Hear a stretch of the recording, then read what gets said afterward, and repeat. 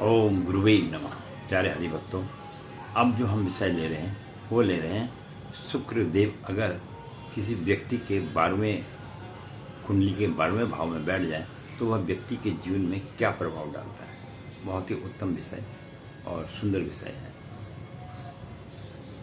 मैंने आपको पहले भी बताया था कि शुक्र देव के पास में अपार शक्तियाँ हैं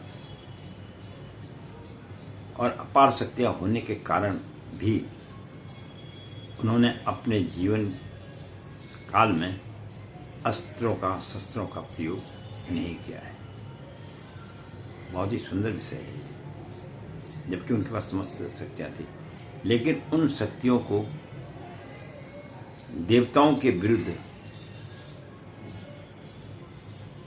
अस्त्रों को खड़ा कर दिया कि इनके साथ में आप युद्ध करो, मैं तुम्हें शक्तियां प्रदान करूंगा और आप जो है युद्ध कीजिए। नहीं तो शुक्रदेव ने भी अमृत पिया हुआ था, वो भी चाहते तो युद्ध कर सकते थे देवताओं के साथ, क्योंकि देवताओं ने कई बार उनका निरादर भी किया, लेकिन उन्होंने ऐसा कार्य जीवन में नहीं किया, क्योंकि ऋषि मुनि थे, संत थे।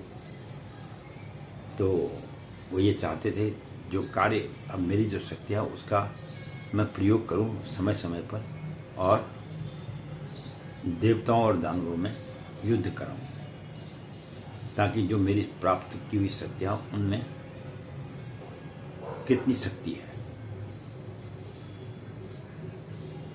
ये बहुत ही महत्वपूर्ण विषय मैं आपको बतला रहा हूँ। तो अब और आपको मैंने पहले भी बताया था कि शुक्रदेव जो है जहाँ बैठते हैं उस स्थान से वो 7वीं दृष्टि से पूर्ण रूप से सप्तम भाव को देखते हैं और तीसरे और 10वें भाव को जो है एक चरण से देखते हैं और 5वें और 9वें भाव को 2 चरण से देखते हैं और 4थे और 8वें भाव को 3 चरण से देखते हैं। शुक्र देव अगर 12वें भाव में बैठे हैं और वहाँ अंक अगर 6 लिखा है तो ऐसे शुक्र जो है नीच के हो जाते हैं, और अगर यही पर अंक 12 हो तो शुक्र देव ऊंच के हो जाते हैं। ये इनका सूक्ष्म रूप से मैंने थोड़ा सा वर्णन किया है। अब 12वें भाव में जब शुक्र किसी व्यक्ति की कुंडली में बैठ जाता है तो उस व्यक्ति के जीवन पर वह क्या प्रभाव डालता है, इस विषय पर हम अब बात करेंगे। और ये हमारा आज शुक्र का अंतिम 12वां भाव भी है। 12वें भाव में शुक्र का, और यहाँ पर शुक्र की सभी जो संपूर्ण इसका ज्ञान है शुक्र का यहाँ पर जो है हमारा आज समाप्त हो जाएगा। और सबसे बड़ी बात यह, मैं आपको बार बार इस बात के लिए आग्रह करता हूँ कि यह शुक्र के अकेले बैठने का प्रभाव है, ना कि अन्य ग्रहों के साथ बैठने का। अगर शुक्र अन्य ग्रहों के साथ बैठता है तो उसका फल जो है बदल जाता है। इस बात को भी व्यक्ति को जीवन में स्मरण करना चाहिए। अब 12वें भाव में बैठ के शुक्रदेव करते क्या क्या हैं। 12वें भाव में अगर शुक्रदेव बैठ जाते हैं तो सबसे पहले तो ये व्यक्ति को जो है आलसी बना देते हैं। एक और व्यक्ति जो होता है वो प्रेम तो करता है, लेकिन वो प्रेम बड़े छुप छुप के करता है। ये भी गुप्त रूप से प्रेम करते हैं, छुप के प्रेम करते हैं। ये उसका जो है 12वें भाव में शुक्र का प्रभाव देखा गया है। और ऐसा व्यक्ति अपनी पत्नी का साथ देने वाला तो होता ही है, क्योंकि प्रेम तो छुप के कर रहा है, पर अपनी पत्नी का भी साथ वो खूब देता है।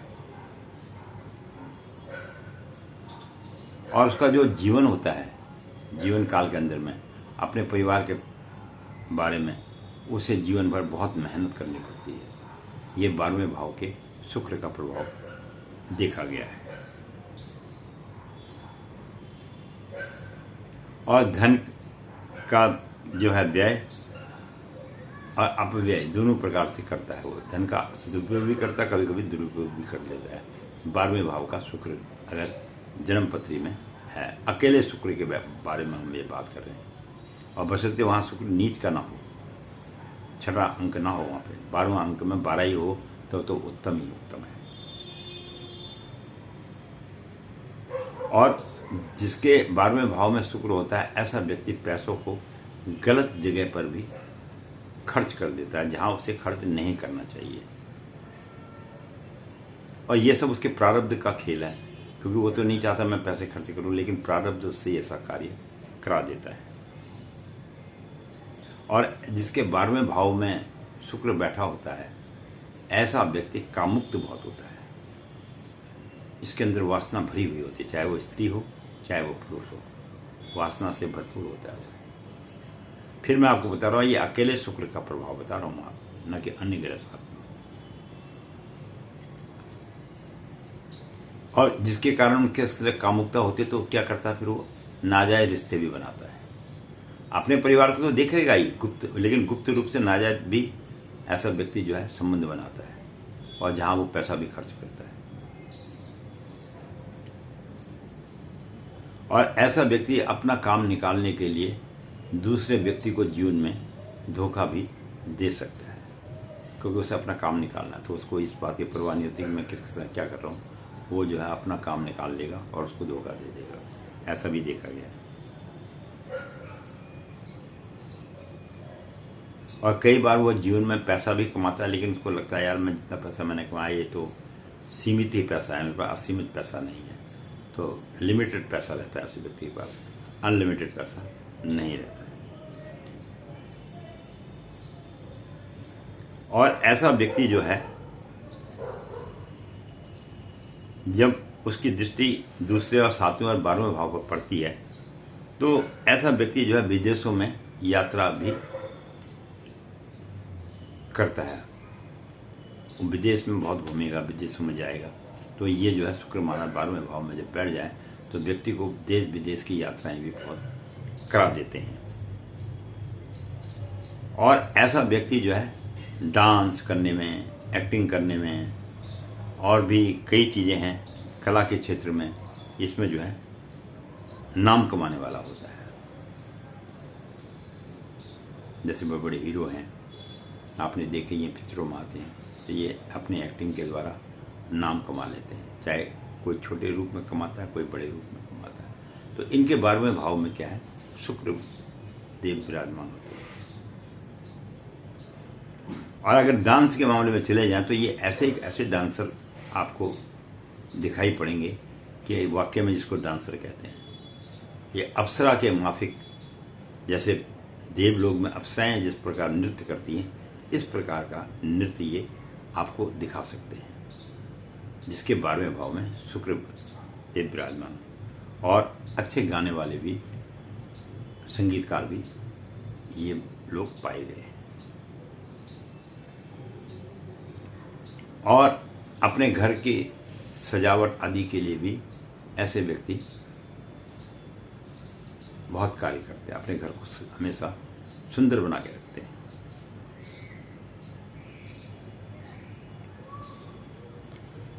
और अपने जीवन में भौतिक साधनों को प्राप्त करने के लिए ये अत्यधिक धन भी खर्च कर देते हैं। भाई हमारे टेलीविज़न ही लाना है तो बोलेंगे छोटा नहीं बड़ा टेलीविज़न होना चाहिए, फ्रिज लाना है तो बोला छोटा नहीं बड़ा फ्रिज होना चाहिए, कार लानी है बोला छोटा नहीं बड़ी कार होनी चाहिए। तो इस प्रकार का शौक इन लोगों को होता है, जिसमें इनका धन भी खर्च हो जाता है। ये ऐसा भी है। और उसके दिखाव के चक्कर में उसके साथ फिर नाजायज संबंध भी बन जाते हैं व्यक्ति। स्त्री हो तो पुरुष के साथ, पुरुष हो तो स्त्री के साथ, ऐसे नाजायज संबंध बन जाया करते हैं। और ऐसे व्यक्ति क्या है, लोन तो जीवन में ले लेते हैं, लोन लेने में कोई कमी नहीं होती, इनको लोन भी मिल जाता है, लेकिन उसको चुकाने में इनके पसीने छूट जाते हैं। ये भी उसको अपने जीवन में याद रखना चाहिए। और शत्रु बहुत परेशान करते हैं, ऐसे व्यक्ति को शत्रु जो है वो बहुत ज़्यादा परेशानी में डाल देते हैं। और 12वें भाव का शुक्र वैसे जीवन में जो है ज़्यादा विशेष शुभ फल देने वाला नहीं माना गया, बल्कि व्यक्ति को संघर्षमय कठिनाइयों भरा जीवन ही प्रदान करता है। ये शुक्र का अकेले बैठने पर प्रभाव है। तो मैंने पहले भी कहा था, आज फिर कह रहा हूँ आपको कि जो भी व्यक्ति इस पृथ्वी पर आया है वो अपने प्रारब्ध को लेकर आया है, उसी के अनुसार वह कार्य भी करता है। अब भगवान ने तो भेजा है आपको, भाई आपने अपने कर्मों को सुधारो, अच्छा कार्य करो। अब वो चाहते हुए भी वो कार्य उससे हो नहीं पाते हैं, क्योंकि उसके भोग में उसके हाथ से अच्छे कार्य ना होके, कहते हैं ना कोई आदमी काम करता है उसको जस मिलता है, और कोई आदमी काम करता है उसे अबजस मिल जाता है। काम दोनों कर रहे हैं, एक थोड़ा काम कर रहा तो उसे वाहवाही हो रही है, एक बहुत बड़ा काम कर रहा तो उसकी वाहवाही ना होकर उसकी जो है दुर्दशा हो जाती है। जबकि काम दोनों ही कर रहे हैं, कर्तव्य का पालन दोनों ही कर रहे हैं। तो ये सब खेल मेरे और आपके बनाए से तो है नहीं, ये तो प्रारब्ध में जो आपने पूर्व जन्म में कर्म किए हैं उसके अनुसार ही आपको इसका फल प्राप्त होता है, और आप उसका निर्वाह भी करते हैं, और उसी कारण से उसी तरह से आपका जीवन भी आगे चलता रहता है। तो ये शुक्र के 12वें भाव में बैठने का थोड़ा सा मैंने आपको सूक्ष्म रूप से थोड़ा विवरण किया है, और आगे फिर किसी और विषय पर आपके साथ अन्य ग्रहों के बारे में चर्चा करेंगे। और जिन व्यक्तियों ने ब्राह्मण स्वरूप भेंट मुझे भेजी हैं उनके लिए बहुत बहुत धन्यवाद। और अब 7 तारीख से श्राद्ध वगैरह शुरू हो रहे हैं, तो उसके विषय में मैंने श्राद्ध का जो महत्व है उसके विषय में भी वीडियो दी है। इससे पहले की 1-2 वीडियो हैं, और उसको भी आप अपने जीवन में जरूर देखें, ग्रहण करें कि वास्तविक रूप में श्राद्ध वगैरह क्यों होता है और इसका क्या महत्व है, और इसमें किस प्रकार के सावधानियां व्यक्ति को जीवन में बरतनी चाहिए, इस विषय में ही मैंने वीडियो दिया है। वीडियो देखने के लिए पंडित गिरीश तिवारी को आज्ञा होनी चाहिए। अगले फिर प्रसंग में आपके साथ नए विषय के साथ हम फिर चर्चा करेंगे। तब तक के लिए वीडियो देखने के लिए बहुत बहुत धन्यवाद, और अपना भैया प्रेम बनाए रखिएगा और मुझे अपना साथ देते रहिएगा। भाई यही है जीवन में, और क्या रखा है, जीवन का असली मकसद तो यही है कि प्रेम बना रहना चाहिए। और बहुत बहुत धन्यवाद।